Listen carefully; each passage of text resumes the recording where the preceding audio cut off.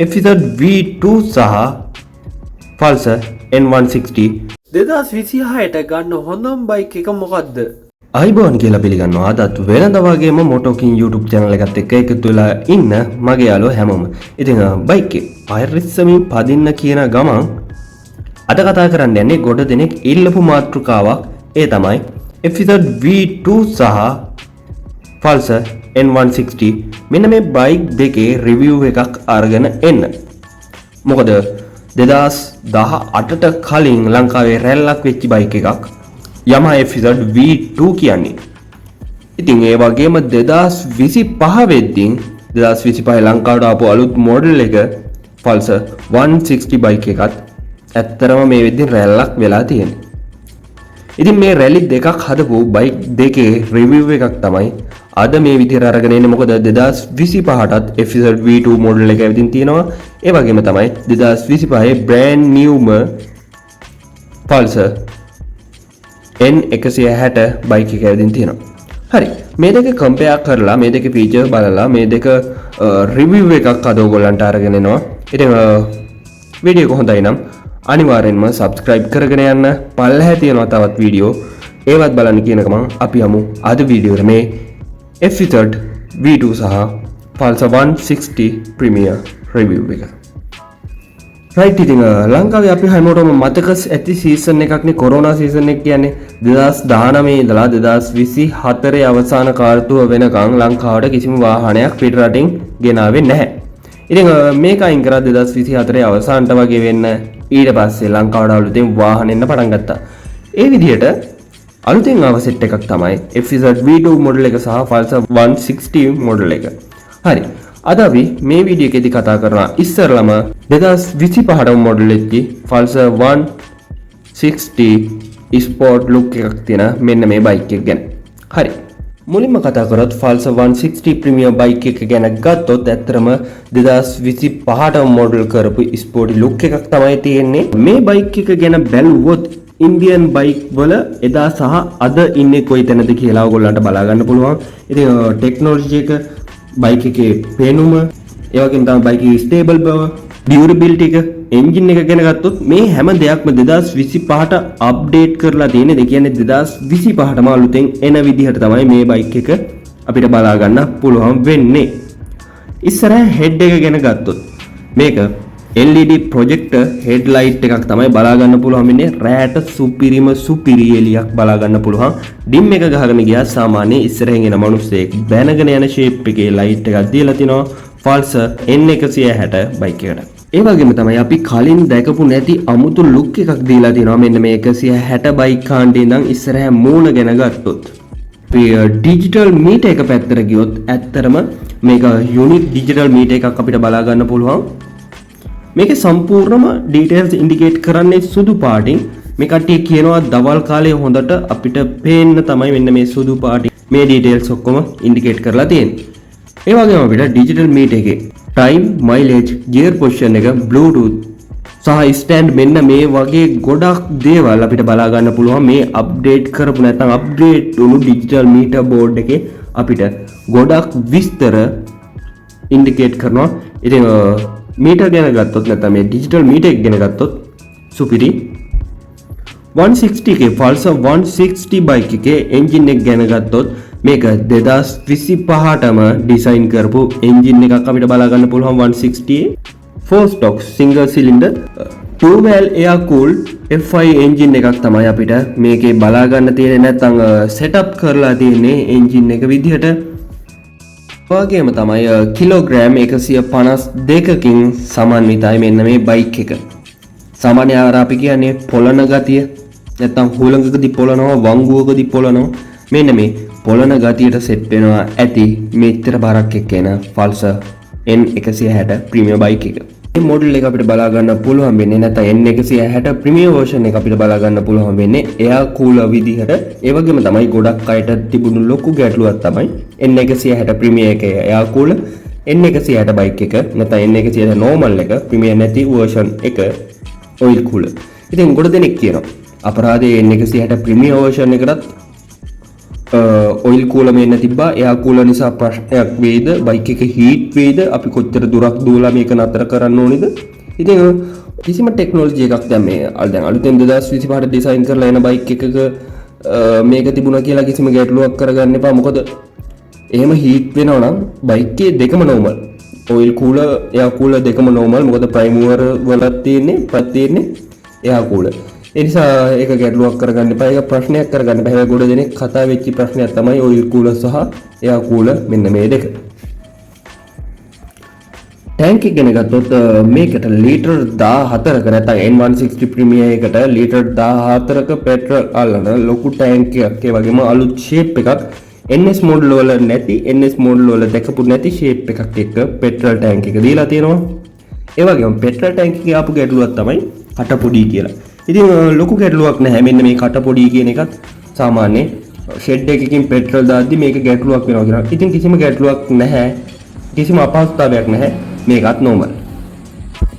Silencer එක ගැන ගත්තොත් ඉතින් සයිලන්සර් එකත් අපිට බලා ගන්න පුළුවන් වෙන්නේ NS කාණ්ඩේ වගේම බයික් එකේ පහලට කරලා බයික් එකේ ඇතුලේ හංගලා තමයි මෙන්න මේ සයිලන්සර් එකත් බලා ගන්න පුළුවන් වෙන්නේ. මේ කට්ටිය මෙතනදි කියනවා සයිලන්සර් එක මෙන්න මේ විදිහට එන්නේ බයික් එකේ බැලන්ස් එක උපරිම තියාගන්න පුළුවන් පහසුම විදිහට කියලා. ඉතින් බැලන්ස් එක ෆුල් නෝමල් තියාගෙන පහසුවෙන් රයිඩ් කරන්න නැත්නම් සේෆ් රයිඩ් එකක් දෙන්න තමයි මේ කට්ටිය මෙන්න මේ විදිහට සයිලන්සර් එක පහලින් ඒ වගේම හැක් කරලා හයි කරලා තියෙන කියලා. ඒ වගේම තමයි NS කාණ්ඩයට වඩා මේකේ සවුන්ඩ් එක ටිකක් වෙනස් ස්පෝර්ටි සවුන්ඩ් එකක් දෙනවා.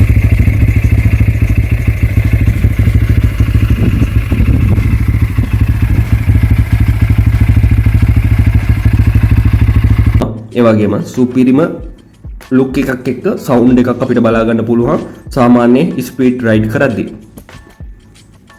වැදගත්ම දේ NS එක ගැන ගත්තොත් NS ජනප්‍රිය වුණේ NS කහ පාට මරණයක් නැත්නම් නිවන් සුව. මෙන්න මේ විදිහට තමයි NS කහ පාට එක ලංකාවේ ජනප්‍රිය වුණේ.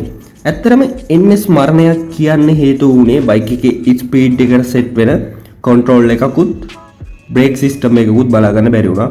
NS වල බයික් එකේ ස්පීඩ් බයික් එක දුවන බයික් එකක්. හැබැයි බ්‍රේක් සිස්ටම් එක සෙට් නැහැ බයික් එකේ ස්පීඩ් එක.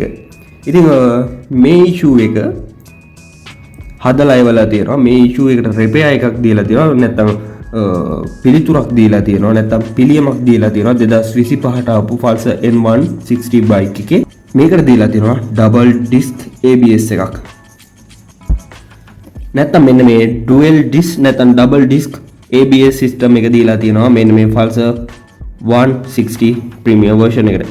මොකද මේ ABS කියන්නේ සාමාන්‍ය අපි බ්‍රේක් එකක් ගහද්දී එකපාරම හිර වෙන්නේ නැතිව සාමාන්‍ය අපි 60 70 ස්පීඩ් යනවා කියමුකෝ. බ්‍රේක් එකක් ගහපු ගමන් අපි ඩොග් ගාලා හිර වෙන්නේ නැතුව මේක නෝමල් කන්ට්‍රෝල් කරලා මේ කට්ටිය කඩ ගිහින් තමයි බ්‍රේක් එක වදින්නේ. මෙන්න මේ විදිහට තමයි ෂණික බ්‍රේක් එකක් වදින්නේ කියලා මෙන්න මේ කට්ටිය කියනවා. ඒකයි ටෙක්නොලොජි එක අප්ඩේට් වෙනවා කියන්නේ අප්ඩේට් ටෙක්නොලොජි වලට යන්න ඕනි කියන්නේ. මේ කට්ටිය බ්‍රේක් කන්ට්‍රෝල් කරලා තියෙනවා. නැත්නම් ඩබල් ඩිස්ක් දීලා ඒ ඩිස්ක් එකක් කන්ට්‍රෝල් කරලා තියෙනවා. දැන් සාමාන්‍ය අපි බොරුළු පාරක් ගිහින් එකපාරම බ්‍රේක් එක ගැහුවොත් ඇදීගෙන යනවනේ. අන්න ඒක නැති කරලා තියෙනවා මේ කට්ටිය. ෂණිකව ගහන බ්‍රේක් එකකදී මේ කට්ටිය පොඩි අර තප්පර කිහිපයට පොඩි ඒ කියන්නේ බම්ප් එකක් වගේ අපි කියමුකෝ ගාලා යන શબ્දයක් අන්න ඒ වගේ එකක් තියලා මේ කට්ටිය බ්‍රේක් එක අපිට දීලා තියෙනවා සේෆ් විදිහට සේෆ් රයිඩ් විදිහට. ඉතින් වැදගත්ම දේ සාමාන්‍ය පොඩි පාරවල් වල ලොකු ස්පීඩ් එක යන්නේ නැතුව පොඩි ස්පීඩ් එක ගිහින් එකපාරම බ්‍රේක් කරන්න එපා. එහෙම වුණොත් අනිවාර්යයෙන්ම බයික් එක පෙරලෙනවා. කතා දෙකක් නැහැ. මොකද මේ බයික් එකේ බර එක්ක පොඩි ස්පීඩ් එකත් එක්ක එකපාර ඩිස්ක් එක වැදුනා කියන්නේ අනිවාර්යයෙන්ම පෙරලෙනවා.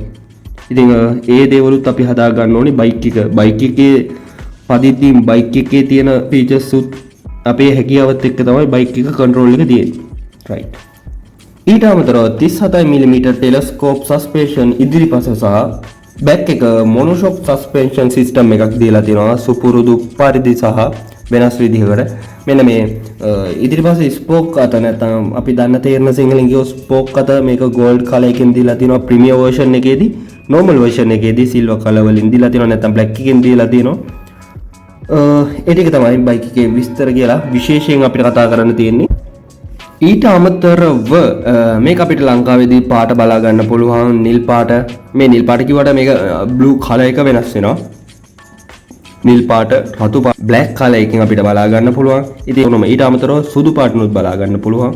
ඉතින් මේ පාට හතරම පට්ටම ලයින්, පට්ටම ලුක් එකක් තියෙන බයික් එකක්. ඉතින් අනිවාර්යයෙන්ම රයිඩ් එක්ස්පීරියන්ස් එක අරගෙන බලන්න. රයිඩ් එක්ස්පීරියන්ස් එක ගැනත් පල්ලෙහා වීඩියෝ ඇති.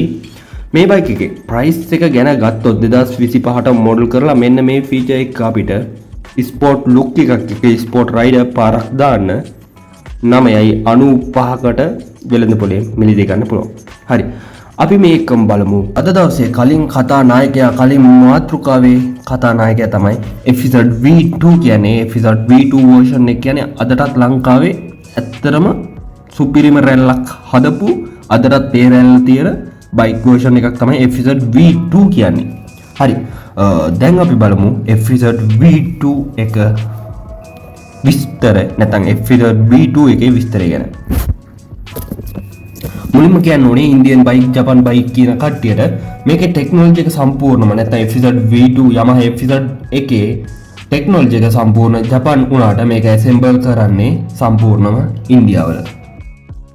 2008 ඉඳලා 2025 මේ වර්ෂය වෙනකන් FZ version වල FZ පරම්පරා අපිට හතරක් බලා ගන්න පුළුවන්.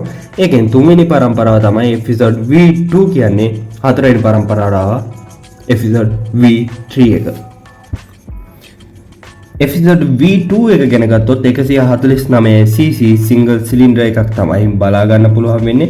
FZ V2 එකේ ඉන්ධන කාර්යක්ෂමතාවය වැඩි කරන්න EFI කියන මෙන්න මේ ටෙක්නොලොජි එක දීලා තියෙනවා සම්පූර්ණව මෙන්න මේ FZ version 2 වලට. ඊට අමතරව මේකේ එන්ජින් එක ගැන කතා කළොත් 149cc air cooler 4 stop SOHC 2 valve එකක් එක මේක අපිට බලා ගන්න පුළුවන්. උපරිම හෝස් පවර් 12.9 විදිහට. ඩිජිටල් මීටර් එක ගැන ගත්තොත් මේක සම්පූර්ණම මේ බයික් එකේ මීටර් ගැන නැත්නම් FZ V2 එකේ මීටර් එක ගැන ගත්තොත් සම්පූර්ණ මේකත් ඩිජිටල් මීටර් එකක් තමයි අපිට බලා ගන්න පුළුවන් වෙන්නේ. බෑග්ග්‍රවුන්ඩ් එක තැඹිලි පාටින් ඒ වගේම කළු පාටින් අයිකන් කරලා තියෙනවා මේකේ ඩීටේල්ස්.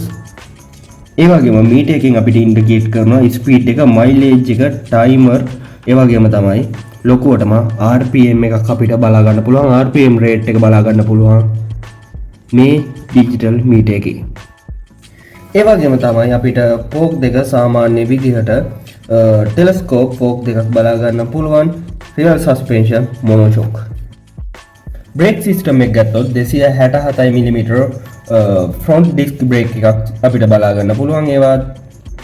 ඒත් එක්කම හයිඩ්‍රොලික් බ්‍රේක් සිස්ටම් එකක් එක්ක පිටුපස බ්‍රේක් එක සාමාන්‍ය ඩ්‍රම් බ්‍රේක් සිස්ටම් එකක් විදිහට තමයි මේ FZ version 2 එකේ අපිට බලා ගන්න පුළුවන් වෙන්නේ. ඇත්තරම් පට්ට මවුලක් තමයි මෙන්න මේ ඩිස්ක් බ්‍රේක් ආපු නැති කේස් එක FZ නැත්නම් FZ version 2 එකට. ටයර් ගැන කතා කරද්දී ෆ්‍රන්ට් එක ගත්තොත් 80 විදිහටත්, බැක් එක ගත්තොත් 140යි 70යි 17 විදිහටත් බලා ගන්න පුළුවන්. ඉතින් වෙන බයික් වල නැති ලංකාවේ සාමාන්‍ය දුරට හොනට් මොඩල් එකෙන් පල්ලෙහාට આવොත් බලා ගන්න පුළුවන් ලොකුම බැක් ටයර් එක විදිහට FZ version එකේ බලා ගන්න පුළුවන්. ඊට අමතරව මෙන්න මේ සයිස් එකේ නැත්නම් මෙන්න මේ පැතිලි පැඩ් පෙනු මේ ටයර් එකක් මම හිතන්නේ N400 එකේවත් තී කියලා. ඉතින් පට්ටම ලුක් එකක් බයික් එකට දෙනවා. නැත්නම් මේ හාඩි ලුක් එකත් එක්ක බයික් එකේ තියෙන ටයර් එක සුපීරියර්ම සෙට් වෙනවා. පෙට්‍රල් ගැන ගත්තොත් නැත්නම් මේ Yamaha කම්පැනි එකෙන්ම කියනවා මේක 45 50 අතර ලීටරයකින් දුවන්න පුළුවන්. මෙන්න මේ FZ version 2 එකේ මේකට ලබා දීලා තියෙන EFI සිස්ටම් එකත් එක්ක. ඊටත් අමතරව අපිට මේකේ ප්‍රයිස් එක ගැන ගත්තොත් වීඩියෝ එක අවසානයේදී දැන් ඔයගොල්ලන්ට යම්කිසි අවබෝධයක් ඇති version 2 එක සහ Pulsar N160 කියන නැත්නම් N160 Premier කියන මෙන්න මේ version දෙක සහ මේ version දෙකේ තියෙන features සහ මේ version දෙකේ එපිසෝඩ් එකේ තියෙන NS එකේ නැති N160 නැති N160 තියෙන එපිසෝඩ් එකේ නැති ෆීචර් ගැන දැන් ඔයගොල්ලන්ට පොඩි අවබෝධයක් ඇති. හරි ගානක් බලමුකෝ. එපිසෝඩ් V2 එක මේ වෙද්දී 10.75ක් වෙනවා. ෆල්ස N160 ප්‍රීමියර් වර්ෂන් එක 9.95යි. 10යි කියලා ගත්තොත් 10යි සාමාන්‍ය 80000ක විතර ගැප් එකක් තියෙනවා N160 ප්‍රීමියර් වර්ෂන් එක සහ V2 වර්ෂන් එක ගත්තොත්. ඉතින් තව දෙයක් කියන්න ඕනි. V2 එක රැල්ලක් වෙච්ච බයික් එකක්. ඒ වගේම Pulsar 160 එක දැන් රැල්ලක් වෙමින් පවතින බයික් එකක්. මේ දෙකේ ෆීචර් ගැන ගත්තොත් ලොකු ගැප් එකක් තියෙනවා. ඒ වගේම තමයි මොඩිෆිකේෂන් සහ අප්ඩේට් ගැන ගත්තොත් වෙනසක් තියෙනවා. ඊටත් අමතරව වර්ෂන් එක නැත්නම් කාලය එක ගත්තොත් තියෙනවා 2025ටම ගහපු බයික් එකක් තමයි එන්ජින් එකේ ඉඳලම වෙනස් කරලා Pulsar N160 ප්‍රීමියර් වර්ෂන් එක කියන්නේ. එපිසෝඩ් V2 එක කියන්නේ 2018 ඉන්දියාවේ ඇසෙම්බල් කරන එක නතර කරපු වර්ෂන් එකක්. 2018 එපිසෝඩ් V2 එක ඉන්දියාවේ ඇසෙම්බල් කරන එක නතර කරනවා. එතකොට ලංකාවට මේ ඇවදින් තියෙන්නේ 2018ට කලින් ඇසෙම්බල් කරපු ලොට් එකක්. ඉතින් මේ ප්‍රයිස් ගැප් එකත් එක්ක අලුත් අප්ඩේට් නැතිකම මෙන්න මේ වගේ දේවලුත් එක්ක 2025ට ගැලපෙන්නේ N160 බයික් එකද නැත්නම් N160 ප්‍රීමියර් වර්ෂන් එකද Yamaha එපිසෝඩ් V2 එකද ඕගොල්ලෝම කල්පනා කරන ප්‍රයිස් එක මේ හැමදේම එක්ක. එහෙනම් සුබ දවසක් හැමෝටම ජය වේවා.